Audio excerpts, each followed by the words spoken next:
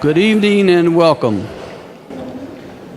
This program is part of UK's Art and Science Passport program, where every year they focus on one country, one area, and have a full year of lectures, activities, programs concerning that one area. We've done South Africa, we've done Russia, Mexico last year, and this year, for the full academic year, we will focus on the year of the Middle East.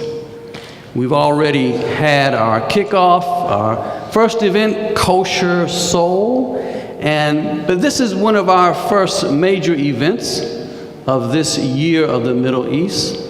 And so I want to first thank Arts and Science and UK for this opportunity to hold these series of activities. And we are so honored and thankful to have as our first major lecturer, Dr. Professor John Esposito, who undoubtedly is one of the world-renowned scholars of Islam. We are so honored to have him in our presence. Professor Esposito is Italian-American. Some of the things maybe you don't know about him, he was raised in Brooklyn, New York, in a traditional Italian-American family, in a traditional Italian-American neighborhood. I think he got this information from the NSA, but we won't go there. The CIA and NSA are all wonderful sources of information, John. You should know that. And he was the first in his family actually to graduate from high school, let alone college. Another thing you might not know about John Esposito is that he spent 10 years in a monastery training to be a priest, Catholic priest. He left the monastery at age 24 to pursue an academic career in theology, Catholic theology. And he received his master's in theology from St. John's College. And then he went to Temple University to get a PhD in Catholicism. But then he hit a bump in the road. As he was pursuing his degree in Catholicism, he had to choose another religion. And he happened to take a course by a professor named Ismail Faruqi, and that changed his life.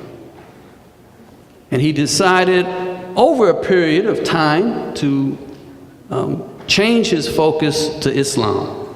Even today I asked him why. He said, well, it's really hard to explain how he made such a radical jump in his career. I must say, we are all very thankful that you did make that change in your career. And he graduated with a PhD in religion with focus on Islamic studies in 1974. And, you know, John came around at a time in the late 70s, early 80s, when the Muslim world was changing. A revival was happening in the Muslim world. Islam in the 40s, 50s, into the 60s seemed to be a dead subject. But a revival took place in the Muslim world. And then that revival took political form, and the main one being the 1979 Islamic Revolution in Iran.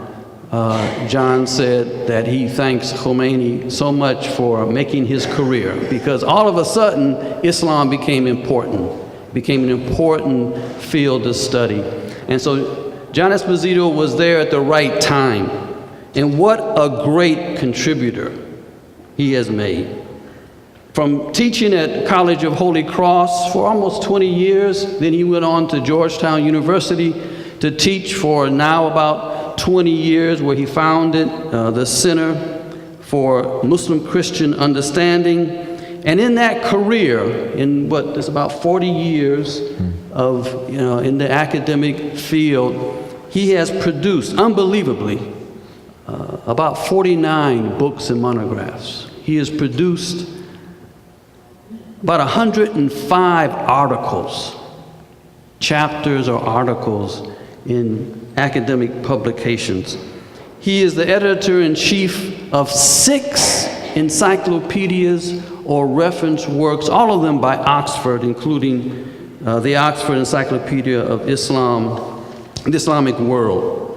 And he has produced many books that pave the way for understanding this revival, this Islamic revival, and this phenomena of, if you will, political Islam. His early books, Islam and Politics, Islam and Democracy, Islam, the Straight Path, the Iranian Revolution, and then later at Georgetown, and most recently, his books, Who Speaks for Islam, What a Billion Muslims Really Think, which is in collaboration with the Gallup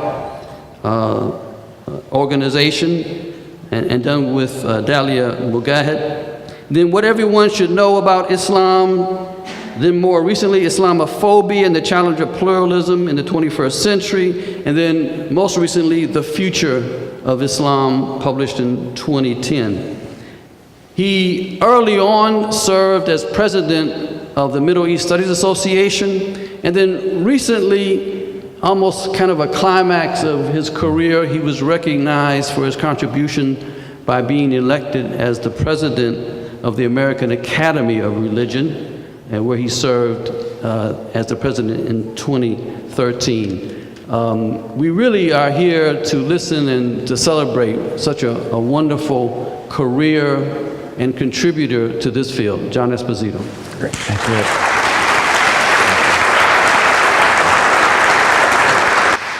Thank you. Thank you very much. That was a wonderful introduction. I'm one to say, particularly to students, and what I'm saying is literally true, because when I say it, people always think that I'm exaggerating or being humble or something. I'm one of 3 boys. I'm the oldest, and I'm the least intelligent. Was probably the least that anybody would expect to be an academic.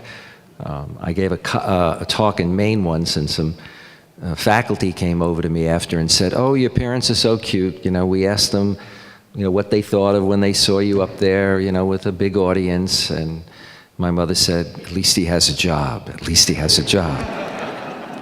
And then they said, "You know, what was I like as a kid?" And you know, they don't run it anymore, but there used to be this commercial where, you know, an Italian mother would yell out the window to her kid to come home. It was Prince Spaghetti. You know, there's going to be a meal.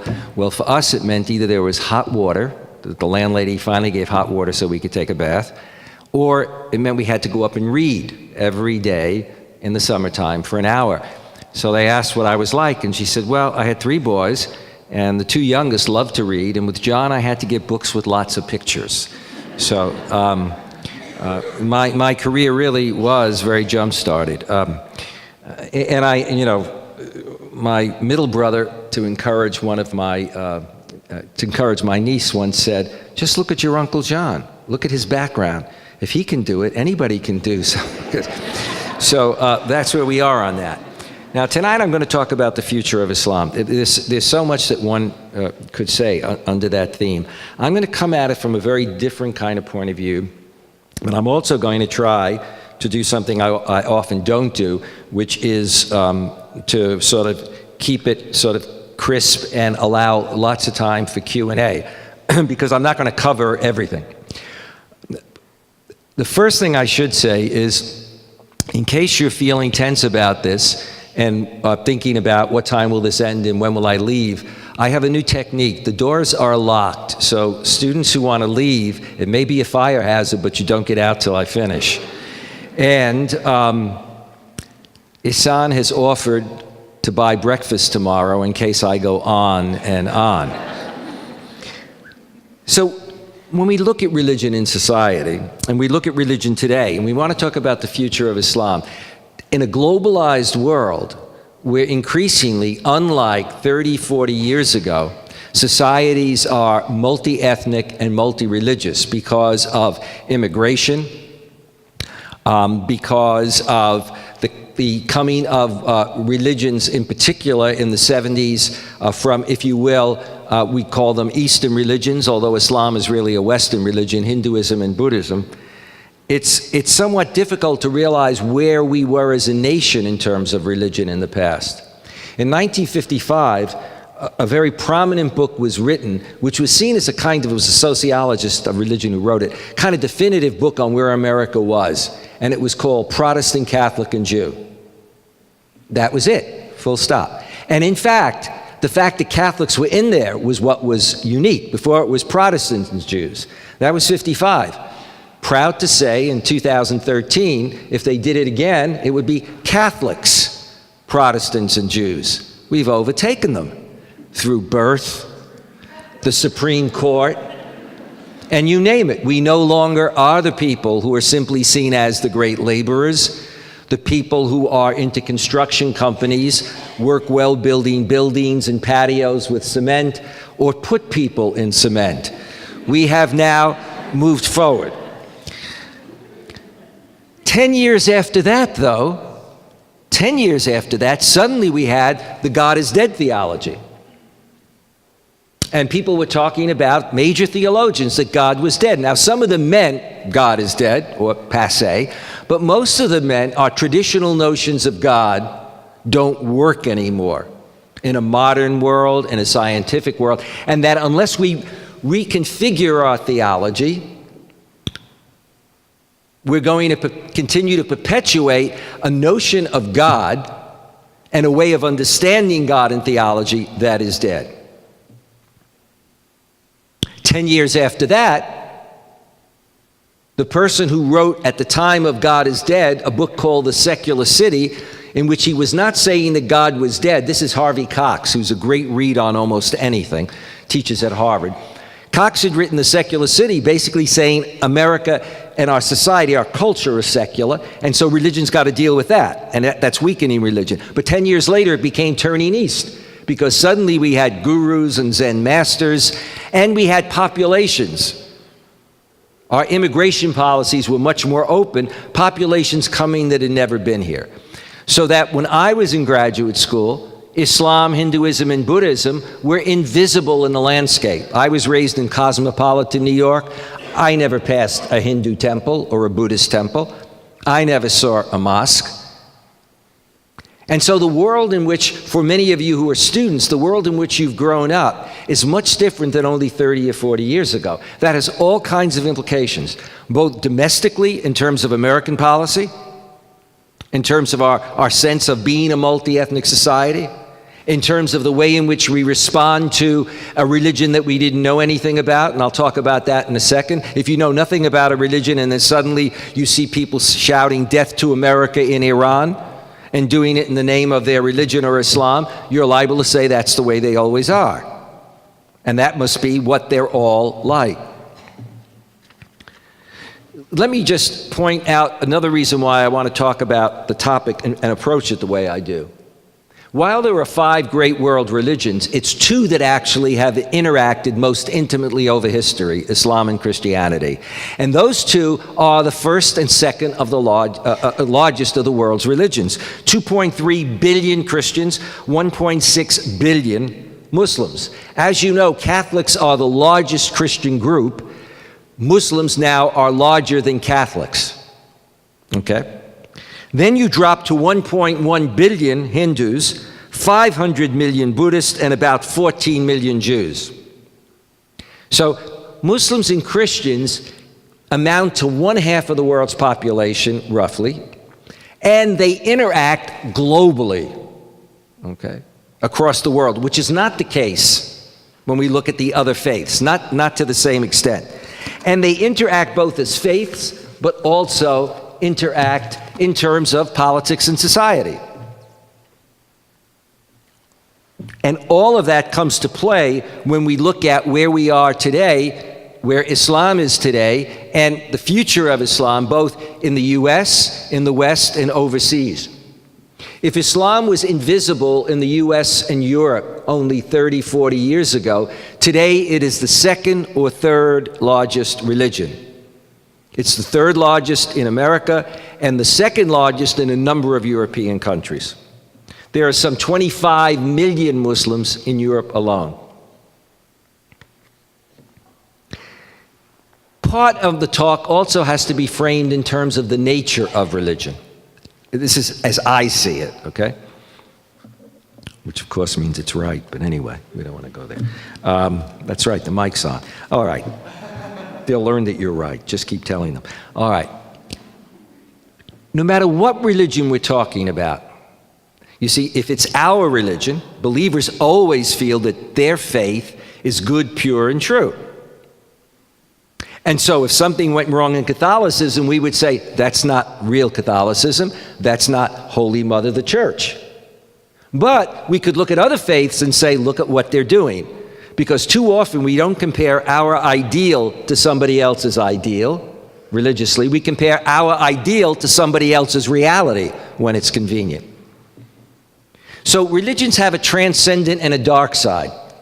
The transcendent side is, in religious faiths, there is a belief that there is something, God, an absolute, an experience such as nirvana, that is beyond our normal empirical way and consciousness and the way we live. There is another dimension of reality, as it were, that is not simply accessed through, if you will, empirical data. But religion's transcendent dimension is also the fact that it enables its followers to transcend themselves, to be better, okay? And in all faiths, there's a notion of struggling against, as it were, your sinful side or your dark side or your imperfect side or your self-centered side. As I tell my wife, being self-centered is not all that bad. But anyway, that's just a parenthetical comment. It may be because I think she thinks that's the case. But it's that transcendent side that attracts people to religion. Science answers the question, how? Religion attempts often to answer the questions, why? Why am I here? What should I be doing? Where am I going? Why is it important that I be good rather than bad? What that means then is that when we deal with religion, we have saints and we have sinners. We have those who struggle in what one might regard as just and holy causes. I don't want to use the phrase holy wars here. And then we have people who seize and abuse religion. We can talk about centuries of militant jihads, but we have to talk about also centuries of crusades and crusaders. When I first went out to speak as a young man, I was speaking at the University of Chicago, and it was chaired by Fazlur Rahman, a very prominent professor at the University of Chicago, and there were two other speakers before me. So there were like three, actually total of three. And he said, you know, we have a young graduate student here who's just finished his degree. He's very nervous about this presentation. He also has to catch a plane. Now, instead of putting me first, I was still last. So he said to them, can we skip the first part of your talks? You know, the denunciation of the Crusades and European colonialism. Get to the heart of your talk, then it'll be briefer, and then we can get to Esposito's talk, okay? So depending on where you're coming from, we have different senses of history, our finer moments, and our grievances, and that plays out today. So let's take a look at where we are today and how we need to understand and why we haven't understood religion that well in the past, and particularly Islam. When the Iranian Revolution came along, it is true, I felt that I owed my career because I had finished my degree. I was like, again, some of you are old enough, you remember that commercial for Maytag, waiting for the phone to ring? Well, you know, the academic in the ivory tower. My phone never rang, nobody ever invited me to speak, and this was for the first 6 to 7 years. Anything I did seemed very esoteric. I was hired to teach world religions, not teach Islam, and then the revolution came along. So I owe my career, my first Lexus, to the Ayatollah Khomeini. It's quite literally true.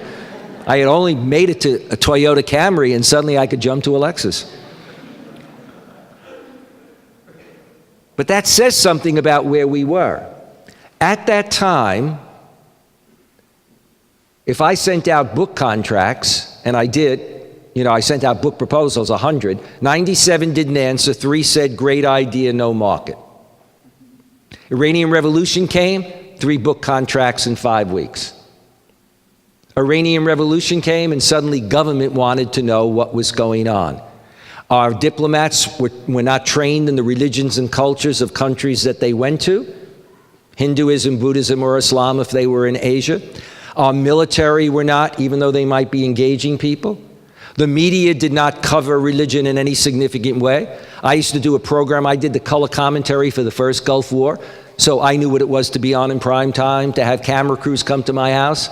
Then I do a great dialogue show, Jews, Christians, and Muslims, Sunday morning, 6 a.m. And the only reason they did it is that they were required, stations had to have community programs and religion programs. It wasn't even that the stations were necessarily anxious to do it. So our population was not acclimatized to other religions, particularly if they didn't interact with them, in the public square. Tom Brokaw, who used to do the Today Show during the taking of the American hostages, began one morning saying, "Before I give my report, let me tell you that there's a religion called Islam. It has a book called the Quran and a prophet called Muhammad." That's pretty amazing in a country that saw itself as having a cosmopolitan global worldview and an educational system. Most of us, if we went to any country in the world and you were talking to an educated class and they never heard of Jesus or Moses or the Bible, you'd be saying, "On what planet are you?" Now, if it were an esoteric religion like Jainism that for many people in those days had never heard of, that might be understandable. But to be dealing with what even then was the second largest of the world's religions. Barry Serafin, who used to be at the gate every morning to get from Miriam, the spokesperson for the Iranian students who are holding the hostages, she would begin with Bismillahir Rahmanir Rahim, in the name of God, the merciful and compassionate. That's the way Muslims begin, pious Muslims, a speech, a presentation, a letter, etc., anything important in life. And then usually there's a little quote from the Quran. Barry, after a while, getting frustrated every day, in effect said, without using quite these words, "I've got 5 minutes for this report. I want to know how they are. Could you cut out the first part?" I mean, it'd be like, I don't know what, visiting the Pope or going to something that the Pope does or somebody like him. He begins with a little prayer and somebody says, "Could we just get this going?" We only have a half hour for this program. But also think of the implications there.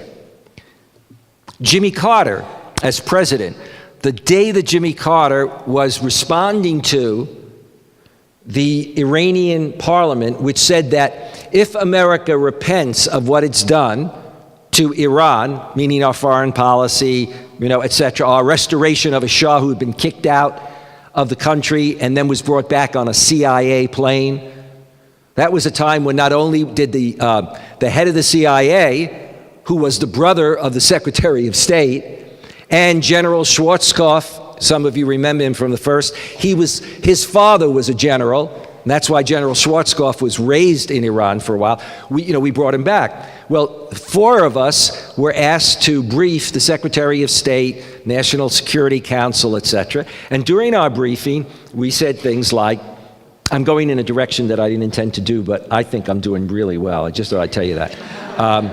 I go with sort of on inspiration. So 4 of us that day said a couple of memorable things. Number 1, we pointed out that in Islam, repentance doesn't mean confessing your faults publicly. That kind of guilt. In my tradition, we call Catholic guilt, that what it means is sin is when you depart from the straight path of Islam. Repentance is when you get back to the straight path. So you stop doing what's wrong, you do what's right. Just hold that in your mind for a second. The other was, I talked about the influence of Ayatollah Khomeini and the influence on youth of a man named Ali Shariati, who was Iranian. His father was a religious leader, but Shariati had a PhD from the Sorbonne and was very much into interpreting Shia Islam in terms of issues of social justice, changing an authoritarian ruler, therefore, etc. So one of the fellows from the State Department, and not everybody at State was like that, but this guy was fairly seasoned. He pointed out that he had served in the Middle East for 25 years. He said, "We have to get Ali Shariati." We have to find them. Tell us where we can get them.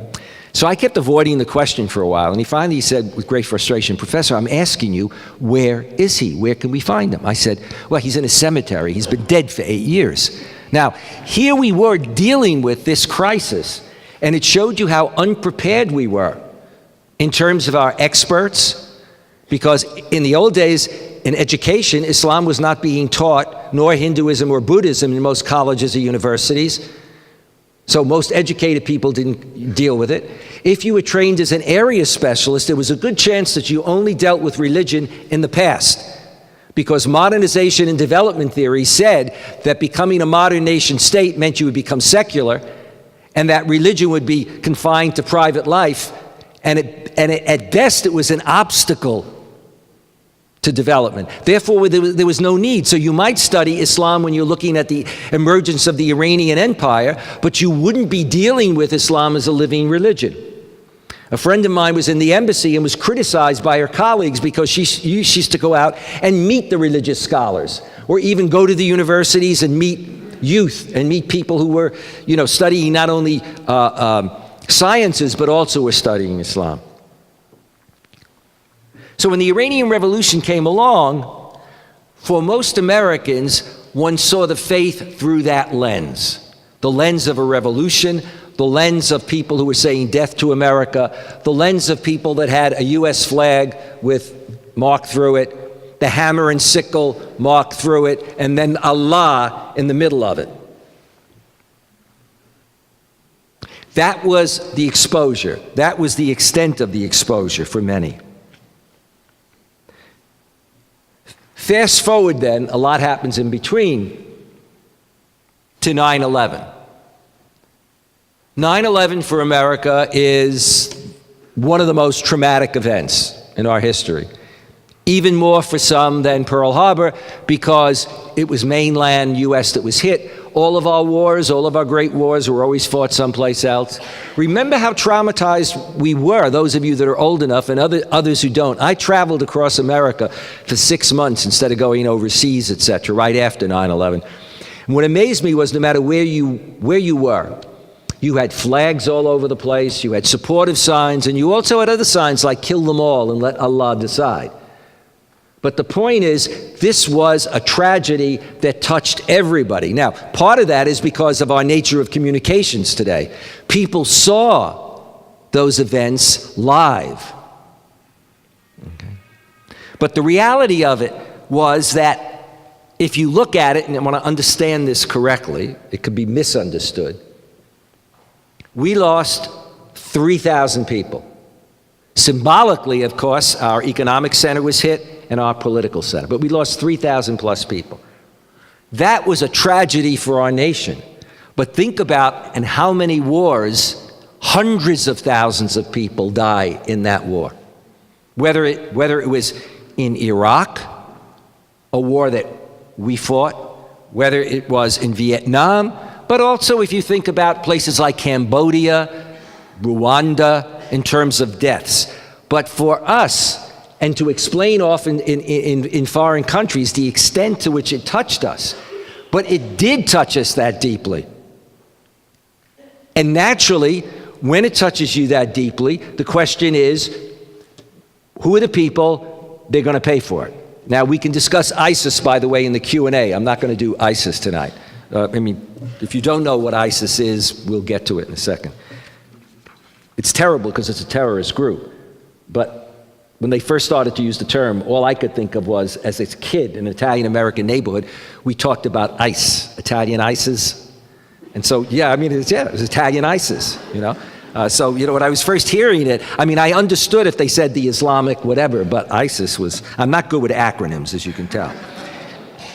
And there was bin Laden. And what was bin Laden saying to us? Now, again, most people miss this. If you look at bin Laden's early speeches, his speeches were not about theology, the first part of the speech. They were about grievances. Everything from the Crusades to Palestine and Israel, to American foreign policy, to American presence in the Middle East, to not wanting to see America in the first Gulf War come into the Middle East because he said to the king of Saudi Arabia, once they come in, they won't leave, we'll become more dependent. And indeed, Saudi Arabia, Kuwait, Bahrain became more dependent on us, our military base there, more dependent economically, buying our weapons, etc. But what also came out of it was that when he went to legitimate, to mobilize, and this is exactly what ISIS does, to legitimate, mobilize, and recruit, first you give the political, social, economic grievances, so you got people who are mad, as it were, you're getting them really mad about their situation, and then you use religion to legitimate what you're going to do. Remember that whether we're talking about Hitler, Stalin, Saddam Hussein, George W. Bush, Clinton, Obama, okay? So we can look at good guys, bad guys, good wars, bad wars. When all of those folks go to war, none of them say, I'm being recorded, aren't I? That doesn't matter, I'm from Brooklyn. We're bastards, we're terrorists. They all wind up justifying what they do, just as the Japanese did when they hit us at Pearl Harbor in terms of rationale. It's always that there's an overwhelming enemy and we are now going after them. And so we justify that in terms of democracy, or we justify that in terms of religion, or it could be Mao, with his vision, it could be communism, etc. But what happens when you see that is then there's a brushstroking of everyone if you don't understand that society. We see that coming to a head with Park 51. Park 51 is the so-called mosque at Ground Zero. So Park 51 comes along after we've had Muslims in this country for decades, after we've now had mosques in this country for decades, after Islam has become the third largest of the world's religions.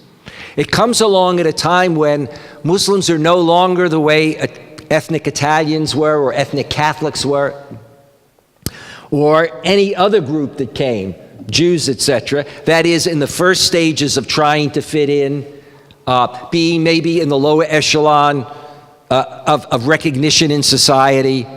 But when, in fact, in the last decade or so, Muslims have become, and I'll talk about this in a second, economically and educationally fully integrated into the American mosaic and increasingly political. But what does Park 51 produce? Park 51 produces, first of all, people saying it's a mosque at Ground Zero, which it was not. It was planned to be an Islamic center, just as the Jewish Center or the Jewish Y on 92nd Street, which I've spoken at. It's a massive Y. It's been there for decades. Yes, they have a little prayer room, but they also have a swimming pool. They have major lecture series for the community, major projects, programs, etc. This Islamic center was to be not at Ground Zero, but it's in Manhattan near Ground Zero. In fact, there's a mosque closer to Ground Zero, a small mosque existed. It was approved by everybody. But then suddenly, not just some whose families were lost and just felt, okay, it's not at Ground Zero, but I still don't feel comfortable with it. And remember, Muslims died in the towers. I did a talk at a ceremony in which both the husband and wife, who were Muslims, died in the towers. But there are legitimate reasons in the sense you can understand why somebody can feel really uncomfortable. But it was outsiders that came in, people like Pamela Geller and others, who I would call Islamophobes. That is, people who have a problem with Islam and with most Muslims, okay? They came along and led major demonstrations and referred to this Islamic center as the mega mosque at Ground Zero. Okay? What did that issue in? I'm not going to get into that whole debate. What it issued in right after it was a tsunami of anti-mosque activities across the United States. Mosques being victims of hate crimes, vandalism. A mosque in Tennessee that existed for decades, suddenly people in the community, certain people in the community were saying, well, we ought to infiltrate them to see whether or not they have weapons. So this goes from New York to California. And the Sharia frenzy. The Sharia is coming. It's coming to America. Some 29 states have attempted to introduce anti-Sharia legislation. The first was Oklahoma. 76% of the population voted in a referendum. Probably 75% didn't even know what Sharia was. They probably thought it was a Muslim woman who was dangerous. I'm doing a book for Oxford University Press called What Everyone Needs to Know About Sharia and dedicating it to Michelle Botman, Rick Santorum, and I mean, they're the leaders in this frenzy. What's his face? He was the speaker, Newt Gingrich. Newt Gingrich gave a speech in which he said early on, and that helped set it off, the federal government, if I get into office, the federal government should pass anti-Sharia law. I remember when I saw it, I thought, where's this coming from? I mean, I don't know any group that's trying to introduce Sharia. I don't even know if he knows exactly what Sharia is. I mean, the fact is, Jews live according to the Torah. Christians live according to what they see as God's law. And Muslims do too. Not in terms of talking about beheading people, etc., but they pray 5 times a day. That's Sharia. They fast, they whatever. Michelle Botman jumped on board. Rick Santorum gives major speeches across the country on this anti-Sharia. But 29 states about a non-existing issue. It's an interesting, phenomenon. I mean, try to wrap your head around it again. I mean, I often say, some of the students who heard me speak at 3:30, you can fall asleep for the next 3 minutes, because I'm going to say, I often say I have the best job in the world, and I really do, in the sense of it's also the most frustrating. I've been doing talks and writing for 40 years. I've been dealing with diplomats, consulting all over, European governments, etc., and I'm asked the same questions all the times about Islam. Is Islam a more violent religion than other religions? How about the Prophet Muhammad? How could he be a prophet? He was a warrior. David, let me guess. Joshua, let me see. I mean, it's almost like people haven't read the Bible. And I also get this often from ministers who come from a faith dimension and see the Bible literally, and somehow they bypass all of the passages in the Bible that deal, with violence.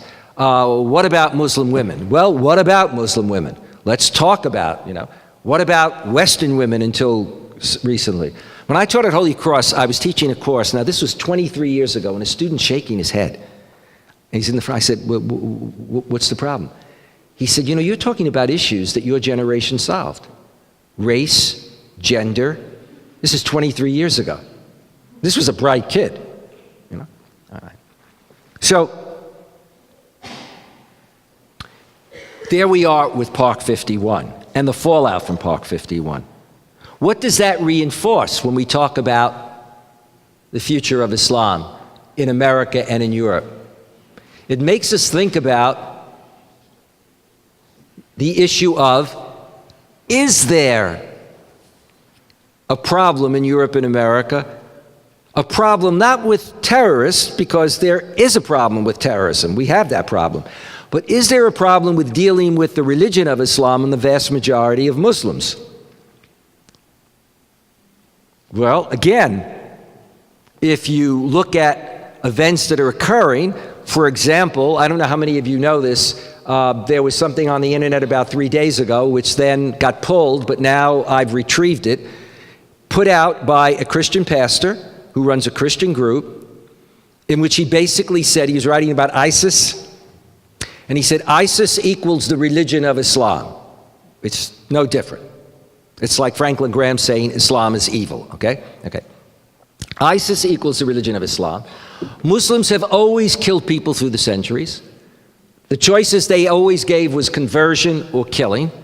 So what can we do? Well, we have 2 choices. Conversion, but it doesn't quite look like it, or killing them all. When accused of advocating genocide of 1.6 billion people, suddenly that piece got pulled. But the fact is, that kind of thing is out there. Now, can you imagine saying that about Jews? African Americans today? You might have been able to say stuff about African Americans and see it in the media when I was growing up. But editors today would not print certain kinds of things because they know they could be accused of being racist or anti-Semitic or even anti-Catholic, etc. But that kind of discourse still exists out there. You have what I call preachers of hate. The preachers of hate are not just religious preachers. They're also politicians who do it in order to be elected. Look at the presidential elections, 2008, 2012. Look at the congressional elections in 2010. Islam became an issue. Is President Obama a Muslim? Raised a Christian, says he's not a Muslim, but he's Barack Hussein Obama. Then the birther question. Then you provide the documents. I don't believe the documents.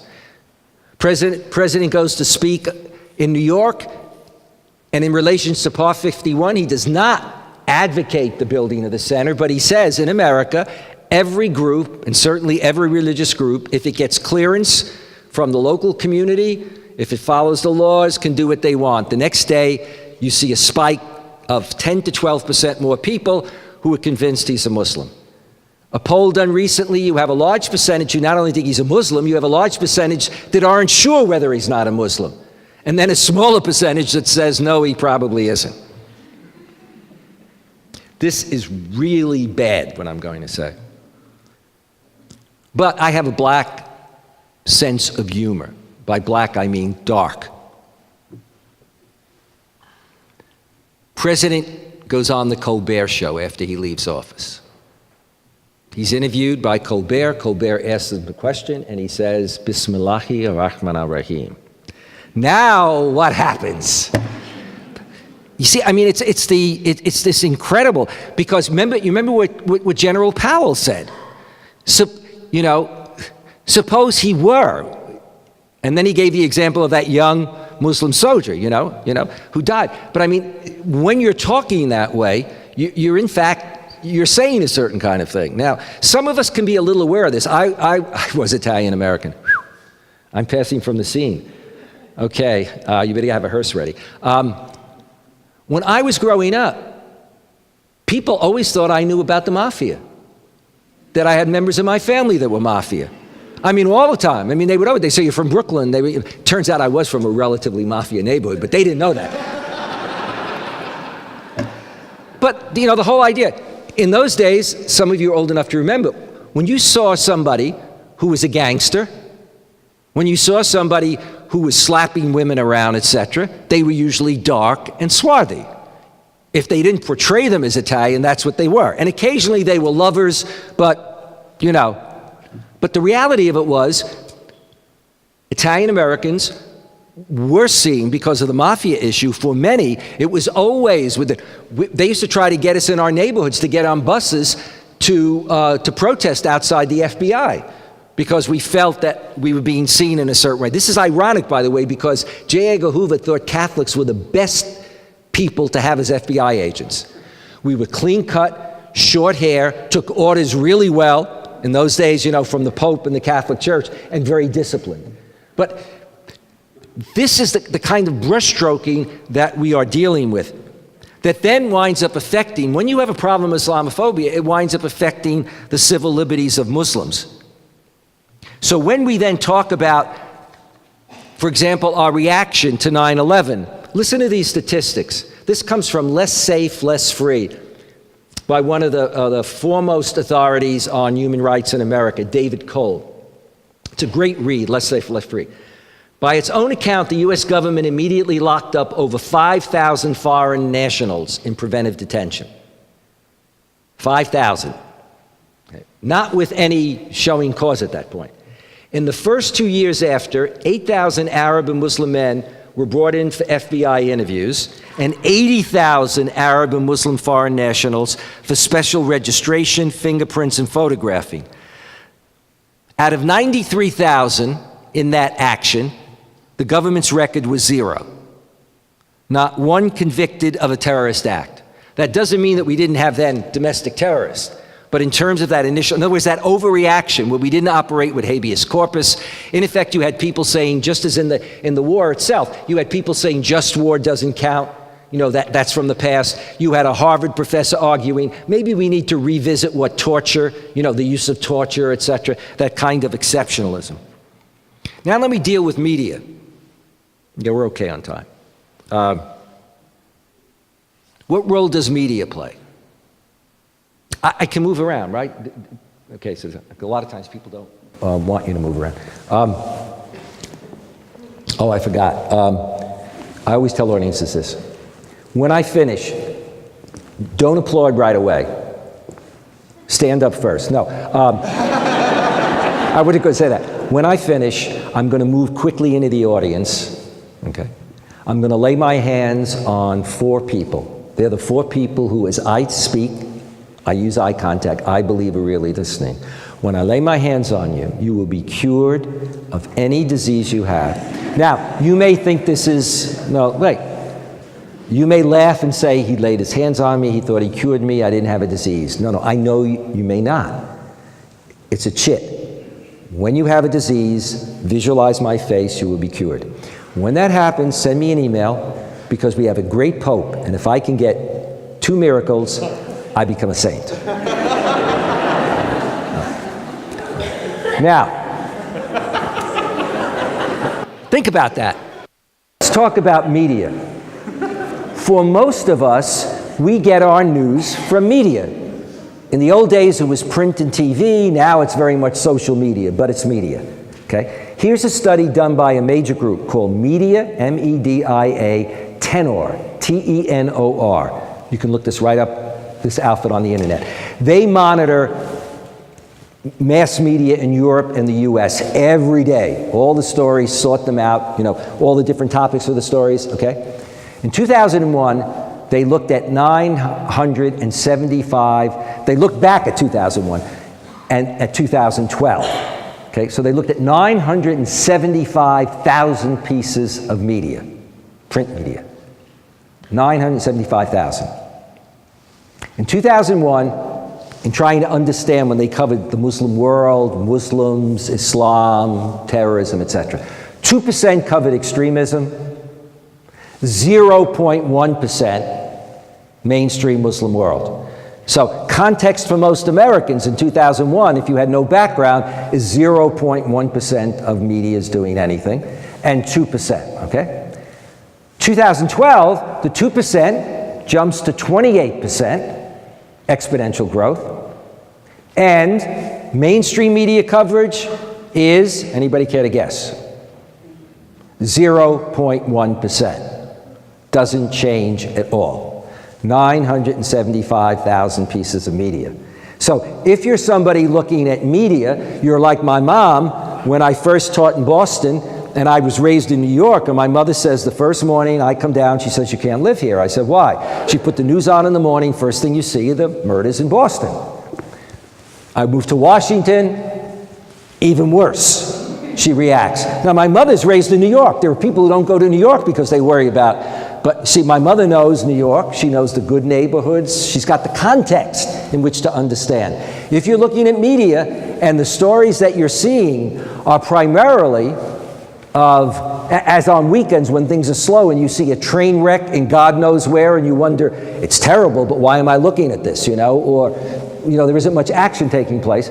Think about the way that hits the image, and then think about the way in which it affects and brushstrokes, and you run into the danger that the action of a group of terrorists gets explained in terms of the whole faith. When you have ministers or priests or followers of Protestantism or Catholicism, and they engage in abortion bombing, we don't say that's what they all do. When you have cults that are started by Christians or Jews, etc., we immediately distinguish that from the mainstream faith. You don't say, there go those Catholics again. There go those, whatever group that group belonged to. But we still are not able to do that after these years. Yes, we have terrorist actions, but we're not able. Look at the Balkan Wars. Religion was used in the Balkan Wars. Catholicism by the Croats, Orthodoxy by the Serbs, who were responsible for Srebrenica, the thousands of people, the genocide that took place in the Balkans. But we didn't sit back. We wouldn't sit back and ask those of us that are Christian and say, it's legitimate to say that's Christianity. They may have been told by some of their priests, that this is what you should be doing. So in terms of the future of Islam in Europe and America, one of the things that we do see is an exponential growth in what we call Islamophobia. That's anti-Islam or anti-Muslim. That doesn't mean being critical of Islam. You can be critical of Islam as long as you've got, reasons for it. You can be critical of Islamic practices. You can be critical of, but it is a bias, it's discrimination, it's engaging in hate speech, which can lead to other kinds of incidents. And we've seen that. Look at the number of Sikhs that have been attacked or killed because people think that they're Muslim, which is interesting. They're not even saying what they're saying is we think they're Muslim, and if they're Muslim, that means they're terrorists. You see? So that's one of the challenges of the future of Islam. But the future of Islam is also Islam itself. I'm going to go for about 10 more minutes, okay? I love listening to my voice. It's just, you get to an age where, why listen to anybody else's voice? I mean, my mother said I didn't like to read. I also have my own version, not seriously, but I can't pay attention to most people. It's just, I don't know what it is. But I'm riveted by myself.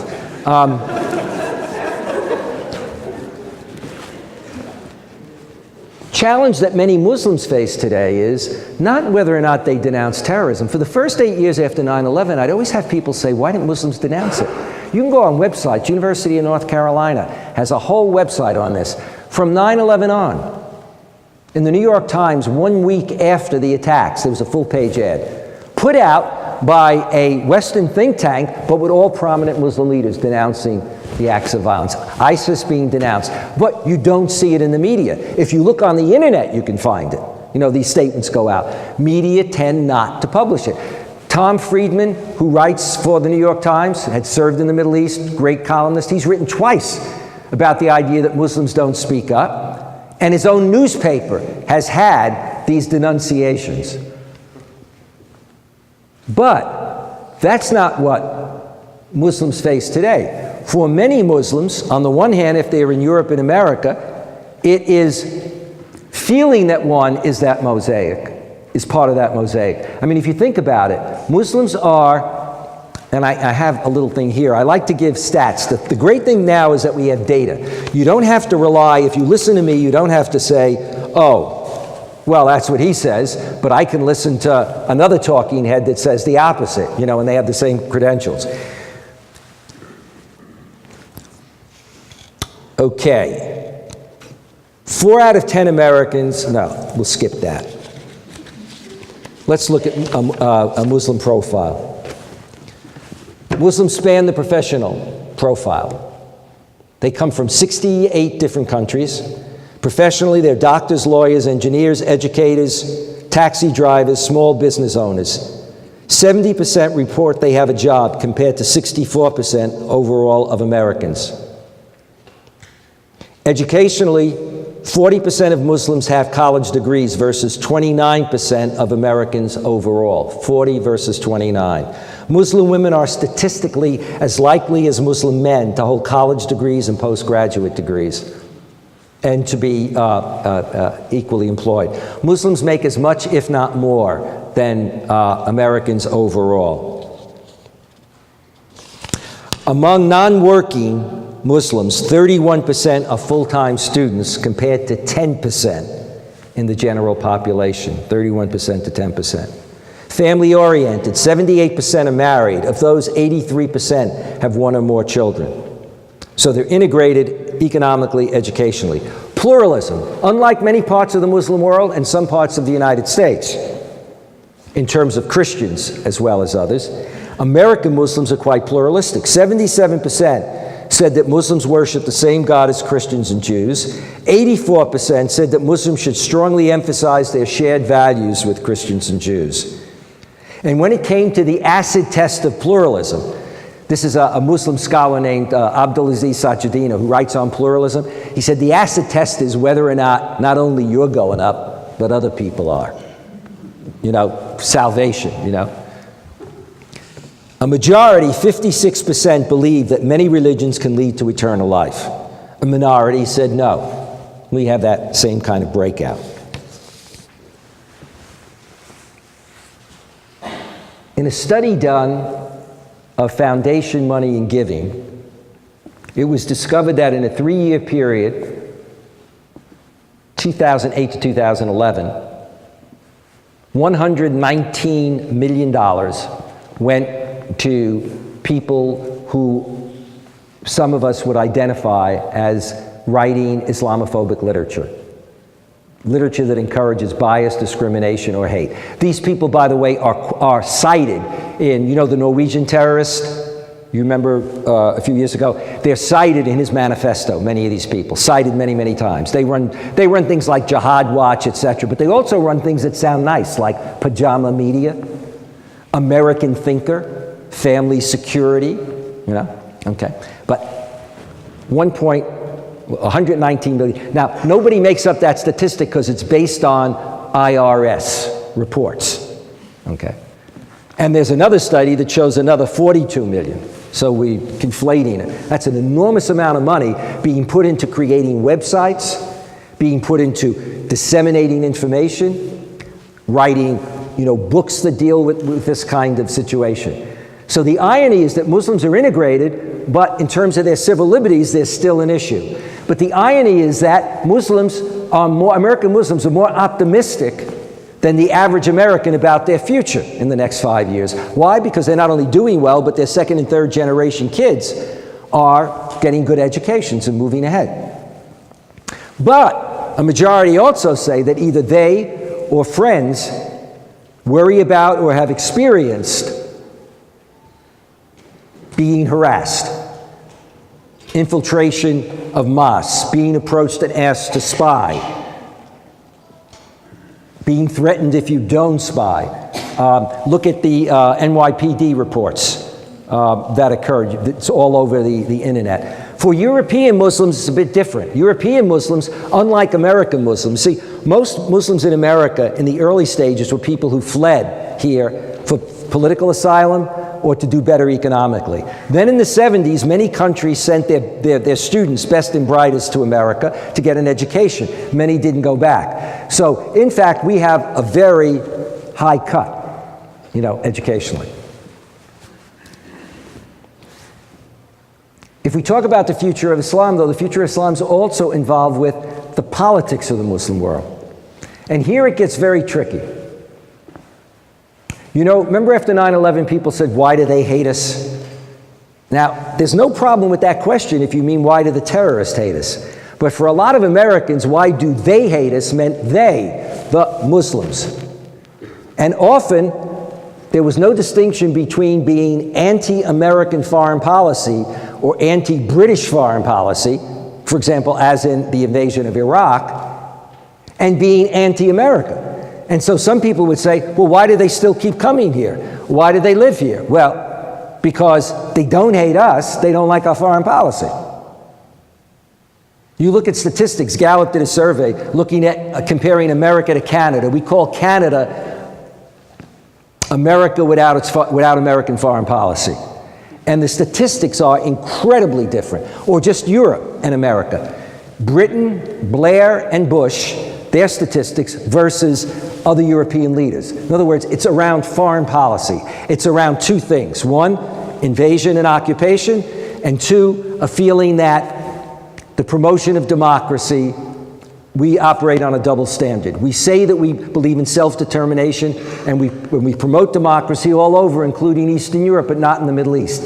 And indeed, during President Bush's time, the State Department admitted that under all presidents, Democrat or Republican, we had had a policy, a double standard. We did not promote democracy in the Arab and Muslim world. We had chosen deliberately not. Why? Because even though we don't like authoritarian regimes, we work with them if we think they're in our interest. And so we supported Mubarak, we supported Ben Ali in Tunisia, those people that were overthrown. So one of the things that then becomes critical is what happens when we have a coup in Egypt and the President of the United States refused to call it a coup? What happens when you have more violence committed under the current so-called government in Egypt than under Mubarak or any of the predecessors? More violence in the history of modern Egypt, more killing, more slaughter of thousands of people. And we talk about Egypt's on the path to democratization. Now, I'm just trying to give you a sense of how people, wind up perceiving this. Because if we reinstate authoritarian regimes, then the whole sense is we don't have control over our future. We dislike, at a certain point, our government when we get to that point. And then we're not only going to dislike our government, we're going to dislike a government that supports our government, a government that trains our military, that provides weapons. The challenge that Muslims and Christians have, and this is where I'll bring my talk to a close.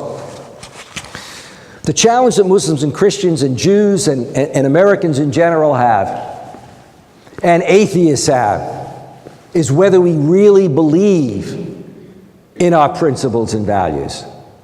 Do we believe in self-determination? Do we believe in democracy? And do we really believe in pluralism? Political and religious pluralism.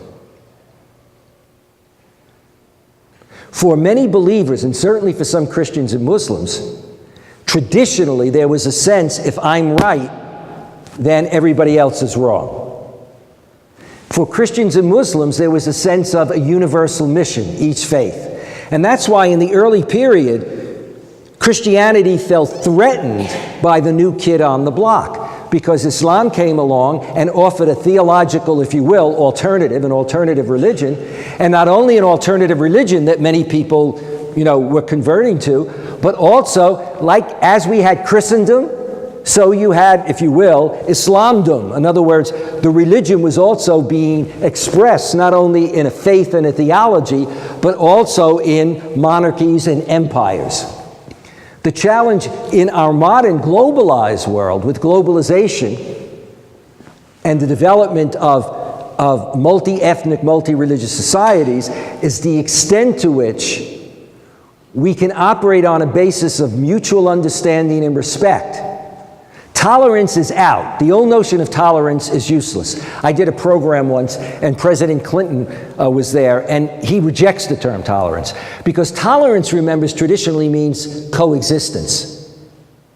So I may not like you, I don't want to live near you. In terms of social class, you may not be able to get a good job, the best jobs, have the best upward mobility, but we can coexist. No, in modern societies, there has to be mutual understanding and respect. That doesn't mean that there aren't differences, but you have to make an attempt to understand, and you have to respect the right of people to think differently, both religiously and politically. And unless we do that, we're going to continue to have problems within our societies domestically, as well as within our global politics. Thank you.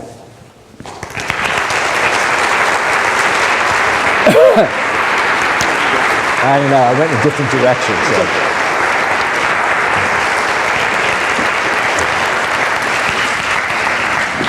So. We're going to have a question and answer period. We're going to ask you to fill out or write your question out. We have some student helpers going around, some on the left, some on the right. Where are my right guys? Okay. So fill out a form, the card, and we'll bring them up here. We'll go for about a half an hour. And let me start, though, as we start getting the questions here, let me start the questioning by asking the question about ISIS or ISIL. And by the way, ISIS, ISIL, Islamic State of the Levant is where you get ISIL. And it is the more proper translation, actually, because the Arabic, Dawla Islamiyya fil Iraq, was Sham. And Sham in Arabic is both Syria and Lebanon. But I guess who wants to think of the prospect that they actually want to take Lebanon also? So that is part of the problem. If you look at their statements, they see themselves as not only taking Syria and Iraq, but on their agenda is moving into Lebanon, and in fact there has been some movement into Lebanon, and also moving into to Turkey, so in that sort of immediate area. And I was just speaking in Washington recently, and indeed there is an attraction and some movement in some other countries, like Indonesia, etc. So The question is that we have to admit that ISIS and radical Salafi jihadism, or whatever you want to call it, this extremism, is a problem in the Muslim world. Yes. How do you understand that problem? And the big question is, what should our policy be? After all, we did ask Obama to postpone his talk to 9 p.m. so we could respect John's talk. I called Michelle. It was no problem. And he agreed. So you're not going to miss President Obama's presentation of his own strategy. But what would be your advice to how to? Well, the difficulty we have with ISIS. I mean, first of all, when you have deep grievances, and by grievances, it's not just, I don't like this. It's based on reality. That is, when you have situations where tens or hundreds of thousands of people wind up being killed, when you have drones that not only take out terrorists, but wind up killing far more civilians, wedding parties, when you have a policy that at one point was stated as, how did it go? If you were looking down and you were looking at somebody between the age of, like, was it 15 and 40 or 45? If they were young people, you could presume that they might be terrorists in terms of a drone attack. You have people that then have grievances, but you also have people who come along and exploit.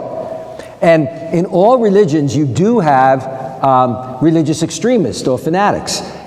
But where there are conditions, they can exploit those conditions. And I think that that's precisely, what we're saying. A group like ISIS will come along and say, look, we've got all these SOBs who are rulers. They're all authoritarian, okay? Therefore, they're not, and then they can pull in the religion thing and say, therefore, they're not good Muslims, they're not legitimate. Who supports them? In the past, it's Western governments, providing them with aid, selling them weapons, training. By we, I mean Europeans and Americans, have trained police, military, for other countries.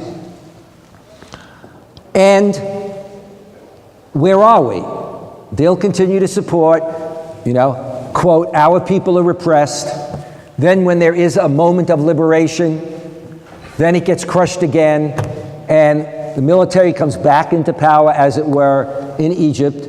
And so what you wind up then is taking advantage of that and also saying, you see, democracy doesn't work because you can't do it because our governments are security states, which means that they have strong militaries, strong police, strong security services, so you can't rise up easily. And then if you do, you have to worry about the fact that you're not going to be supported by outside powers. I ran right after the Arab Awakening, we ran a conference in Istanbul. And the two things that people said, we brought a lot of young people from the different countries, as well as people who were, participating within the uprising.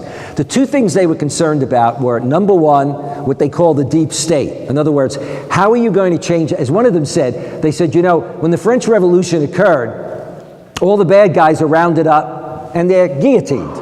40,000 people were beheaded post the French Revolution. You're talking about beheading, okay? In other words, the bad guys get rounded. They said, in our case, we've driven out rulers, but the bureaucracy, the main economic players, the military, the courts, are all people who've been, supplied by the other side. So they worry about the deep state. And then the other thing was, how about the West? Will the West accept, or will they actually support a counter coup? And so I think an outfit like ISIS works off that. And then domestically, they work off also the fact that a Sunni-Shia rivalry. In Iraq, remember that in Iraq, you had a ruler who was Sunni, and the Sunnis are the largest number of Muslims in the world, some 85%. Shia about 15. But in Iraq, Sunnis were a minority with the elite positions ruling over Shia. And so there's a deep animosity there, and Sunnis felt completely disenfranchised by the last prime minister, who was Shia. And so that's where ISIS could look for support from Sunni villages that would support them in both going after the Shia, but also talking about empowering the Sunnis. So there's no doubt that that's part of the challenge. The challenge the president has is, what do you do about, what's your action going to take? What kind of military action?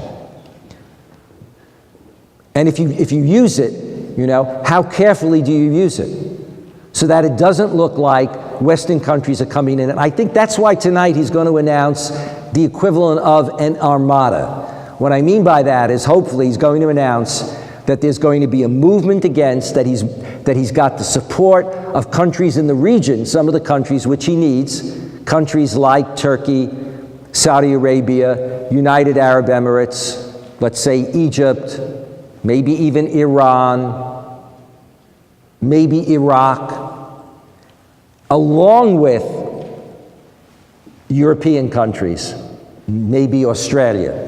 But then even their actions have to be done very, very carefully, because we are, from an American point of view, we're still seen as the world's great power.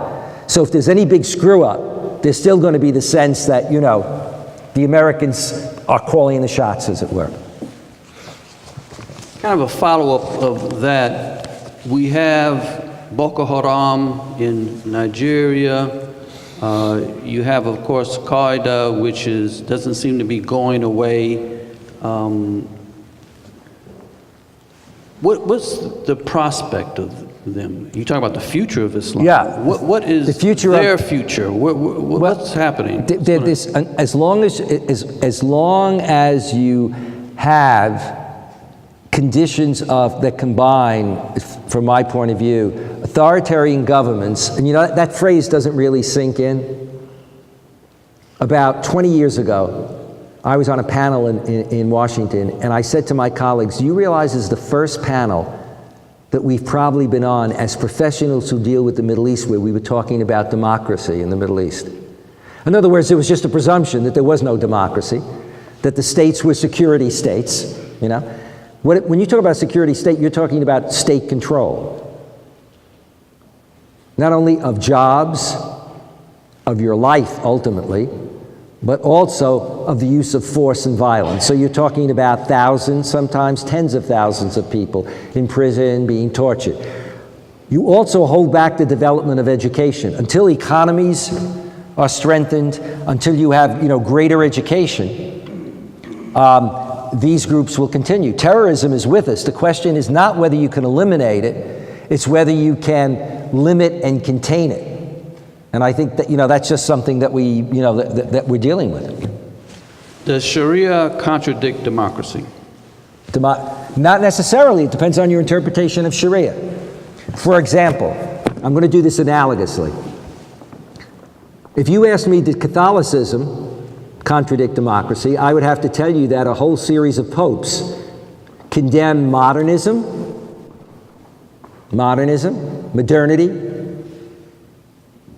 democracy, notions of women's rights, that is equality, and freedom of speech in terms of free media as anarchy. And you had papal bulls given for that. We have encyclicals, but we also have bulls. I like the phrase bull when I don't like something that has been said. But, condemning, right? We now accept democracy. With Vatican II, we accept religious pluralism, meaning that before that, we really didn't accept religious pluralism fully. When it comes to Sharia, what we find in Gallup is that the vast majority of Muslims in the world want democracy, but they don't want Western secularism. They do want Sharia, but they mean different things by it. So for many of them, what they really mean is, we want the principles and values of our religion. It doesn't mean that they necessarily want specific interpretations of that by human beings, specific formulations from the past for punishing people. In the past, as I said, we in the West, we did beheading.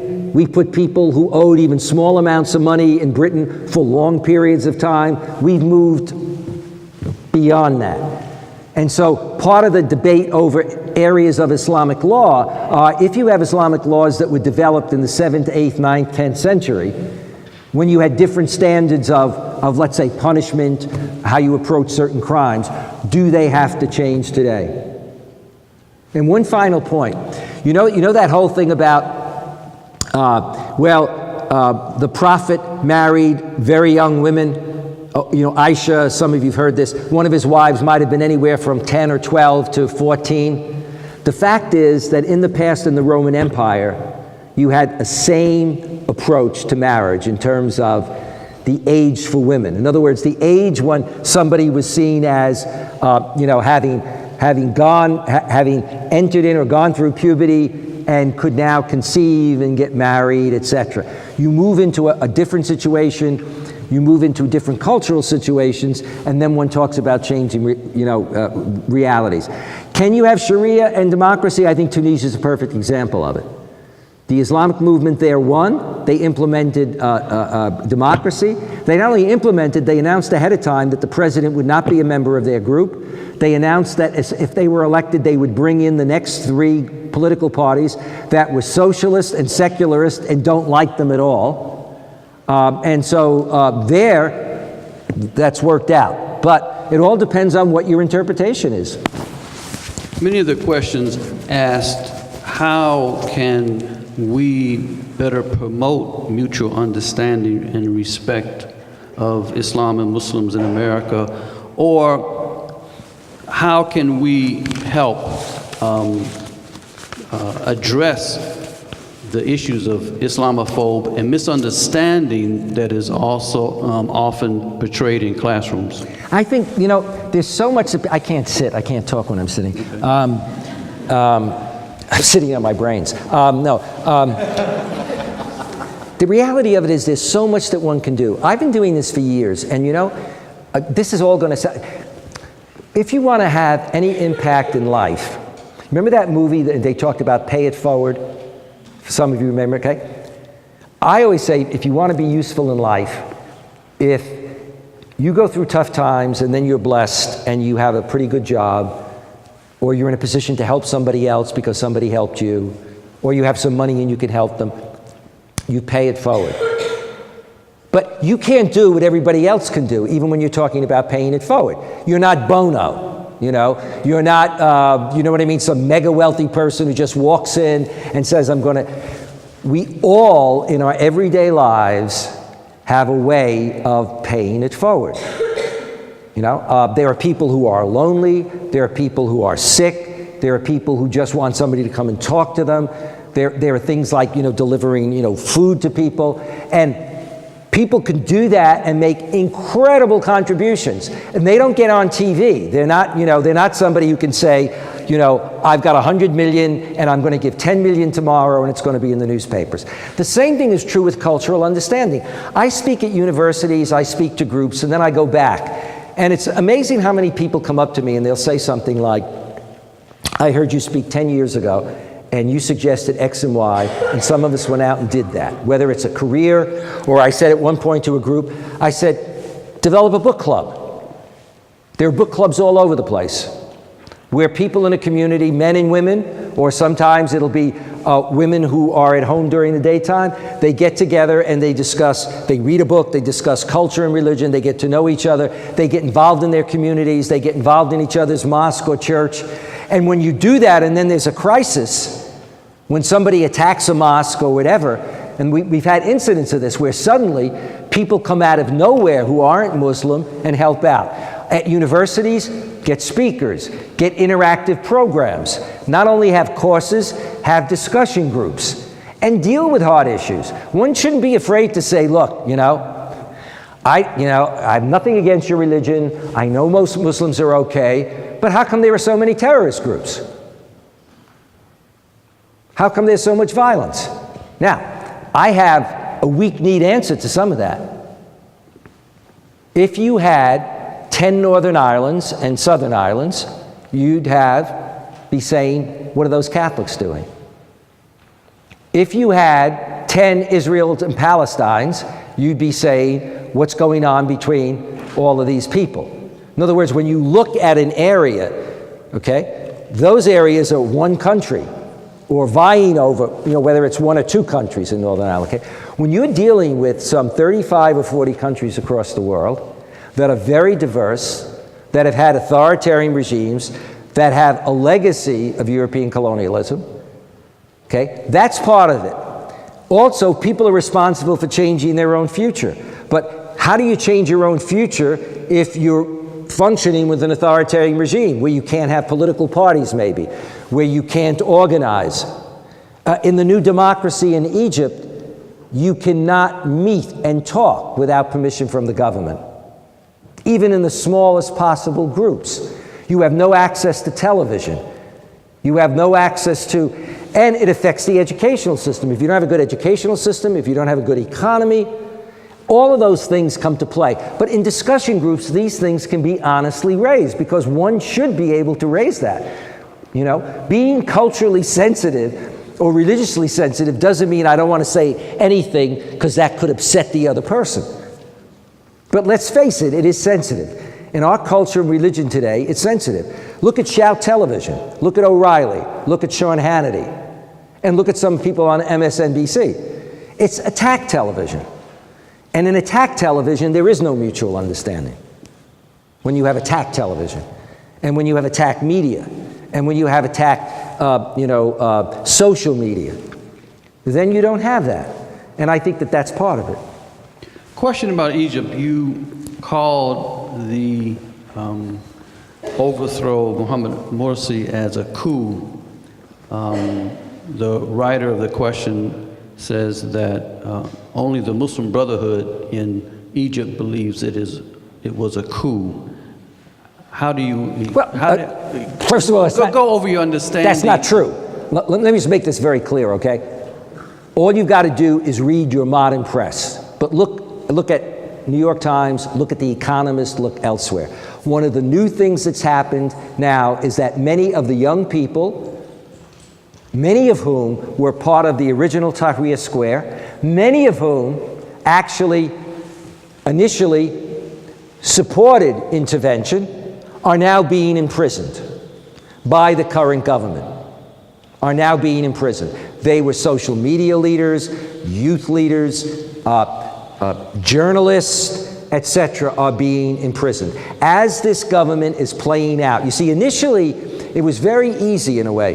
What you do is you target and you pick one group, and you don't just say they're really bad politics, you say they're terrorists, which, by the way, has never been proven. In fact, the Muslim Brotherhood functioned for 30 years when they came out of prison and rebuilt themselves for 30 or 35 years, okay, in which the government arrested thousands of people. This is all, the great thing today is you have access to all this information. Imprison them, torture them, prevent people from running for office, etc., and never return violence for violence, okay? So, you can say Morsi was a lousy leader, okay, if that's what you believe. But the way we get rid of lousy leaders is through elections. A representative of John Kerry, the Secretary of State, a woman ambassador, was speaking before our congressional committee. And she was, the person said, how come we don't call it a coup, the member of Congress? And then he said, and how come we support what's going on now? You're saying they're on a democracy path. To which she said, well, we're supporting the fact that so many people wanted to see Morsi out. To which he said, I can think of American presidents that had the same problem. The stats on George W. Bush, for some Americans, the way he was elected, let alone at times when his stats went down, Obama in the last couple of months, what's the threshold? When a president drops below 40 or 30%, do we then say the military should step in and we should come in? And who's really come in?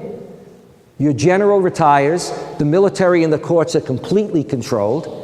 And in fact, if you look at human rights reports, major international human rights reports, so it's not just dealing with the question of the Muslim Brotherhood, per se. And that's part of the problem. I mean, it's part of the problem. If we don't have an informed public, then we'll believe whatever some congressperson says, however right they or wrong they are. I mean, Michelle Bachmann jumped on a plane, went to Egypt with a couple of other congresspeople, and said to the new coup leaders, we're here representing the Congress. She wasn't representing the Congress, she was representing herself as a congressperson, giving the impression, we America coming to you and saying, yeah, we support what you're doing. I think those are the things, It's information we need to get out. It's getting information out. And so I really think that everybody in this audience can do something if you want to do it. Even if you're a private person, there are certain things that some of us don't do. Just learn more yourself so you're a more informed citizen, so that when you go to vote, in the old days, we'd let it go. After 9/11, Joe Biden, our vice president, who was head of the Foreign Relations Committee, asked myself and somebody else to come in, and I didn't know Joe Biden. I haven't seen him since then. I'm not dropping names here, okay? Although I played basketball with Obama. No.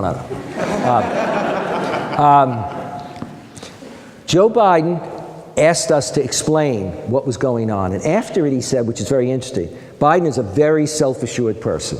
Very bright, very intelligent. He said, I have to admit, and I got this, right after 9/11, I briefed a whole mess of congressmen and senators, and Lugar was there, and Kerry was there when they were senators. They were all in the audience, okay? Why were they there? Well, for the simple reason of what Biden said. For most of our senators and congressmen, they're very busy people, so they have a staff. The staff does research, they give them the research, they tell them what position looks good, they give them a rationale, they read it, they go, and they represent it.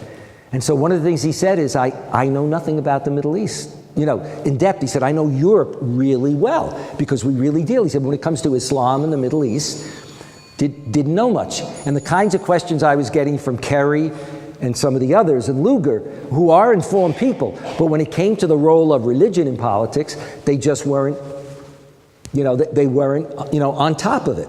So everybody can play a role in wherever you are. You can just use your imagination, whether it's to be a more informed voter, whether it's to put together a discussion group, whether it's to, get yourself into more multicultural situations. It's like the civil rights movement. There were people who could march in streets and deal with that. I don't just mean African Americans, I mean, non-African Americans. And there were some people who just knew they couldn't do that, but they could support it by writing columns in newspapers, they could support it by, you name it.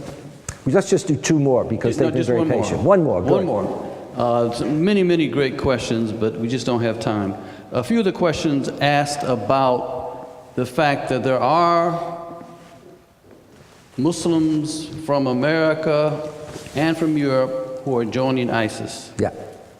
Who are adopting this terrorist mentality. How do you evaluate that danger? Yeah. What to do? I think that is a danger. I was a member of the European Commission's, I can never remember this. I even have it on my CV and I can't remember. The European Commission's, the equivalent of Commission on Radicalization. There were two Americans that were part of that. So we were looking at the European situation from about 2004 or 5 to about 2008. 4 different countries. What radicalized youth. Then you've got the American situation. Remember I said that you've got different socioeconomically, your position in society, okay? That means you're going to have much more alienation in Europe. Right? If in fact your grandfather, when a lot of people came to Europe, they were workers who were welcomed as workers and weren't expected to stay. And what a lot of the workers who came, they were workers who came to work and didn't expect to stay. And they were workers often from rural areas coming in to do the more menial jobs. Okay? Now you stay and you need to work your way up. The society wasn't prepared to deal with the kinds of things that you need to deal with to help people get the skills, the education, the skills, but also to make your own society multicultural. Remember, many European countries were basically white and one language, maybe 2. And so suddenly now to deal with people who represent other religions, other cultures, and absorb them, and who also are, let's say, less educated. So then what do you wind up thinking? I grew up as an Italian American in which the image was that we were not people who were going to go to college or university, or certainly we would go to Catholic universities, but not that we would be going to a Harvard or a Yale. And you can read, there are statistics on this with regard to Harvard at a certain point, where Jews and ethnic Catholics, and this is true for other groups too, okay, had problems getting into these places because there was a presumption that they just look at your pedigree. Oh, your parents didn't even make it through high school? Or, that whole kind of situation. So part of the problem that you see is that, for example, in some situations in some countries, you have young people who feel alienated. They're not making it in the system. They read the newspapers. They see what on TV, what Islamophobes are saying. They see what the first woman, Muslim, to hold a senior cabinet position in the UK, and who's also a member of the House of Lords, Baroness Wolsey, said, which was, and it caused a stir in England. And she was minister for like ethnic and religious minorities. She said, when it comes to Muslims, Islamophobia has become acceptable dinner talk. People went bananas. Because, you know, she was sort of saying, do we have Islamophobia? Acceptable dinner talk. It's like some of us who are older remember in some of our families, there could be racial slurs or anti-Semitic stuff that would just be said, and nobody at the table would look, you know? It caused a stir. Okay? All right. She herself, who's a member of the Conservative Party, remember, okay, resigned recently her cabinet position because she disagreed with her government not being more proactive on what was going on in Gaza. Okay. Now, she's an elite in the society. Now you get kids who aren't making it, and they're looking at the newspapers, they're looking at the media, they're seeing the way in which they are portrayed as a people, and they don't have to be particularly religious. You see, if you're a cultural Jew or a cultural Catholic, meaning you might not be, let's say, observant, but you come out of the culture and you still identify a lot, if somebody's ridiculing who you are and saying you're second class and brushstroking everything, you can become alienated, and a lot of folks get caught up in that. What's very interesting is that a lot of them do not, as from the United States too, they go and fight in foreign countries. You know, so you had young Somalis who went to Somalia. They didn't turn on their own community. So it's dealing with, you know, dealing with a sense of oneself, a sense of alienation, and then a sense of what's happening. And I'll end with this. This is Gallup data. Why do they hate us? Vast majority of Muslims, when asked, you know, about America, said what they didn't like, and I told you that already, okay? Double standard with democracy, invasion, you know. What did they admire about us? They admire our country, our democracy, our freedoms, our rule of law, our technology, and our work ethic. All the things that non-Muslim Americans said in surveys that they admired about themselves, okay? But one of the things they really didn't like was the belief that Islam and Arabs and Muslims are denigrated, that they're looked down upon, that there isn't a level playing field, and that their blood is cheap, that their lives are cheap. And that's when you get into things like looking at Iraq or Afghanistan and realizing that we can account for every American who's been killed or wounded. And yet when the administration was asked during the Bush period about numbers of Iraqis who were being killed, we'd always say, oh, we don't have numbers. Oh, we can't keep track of them. And yet when Johns Hopkins or some other outfit would come out with a number, the government would say, oh, those numbers are totally inflated. How can you know if numbers are completely inflated? Because nobody wanted to talk about the incredible numbers of people who were being killed and maimed. And unless you're saying you are concerned about those numbers, you know, if you're not paying attention to it, then it means, well, this is easy stuff to do. And that's why the idea of using the military is going to be really tricky. You know, we're going to need to have a lot of allies who work with us. Thanks for staying so long. Thank you very much.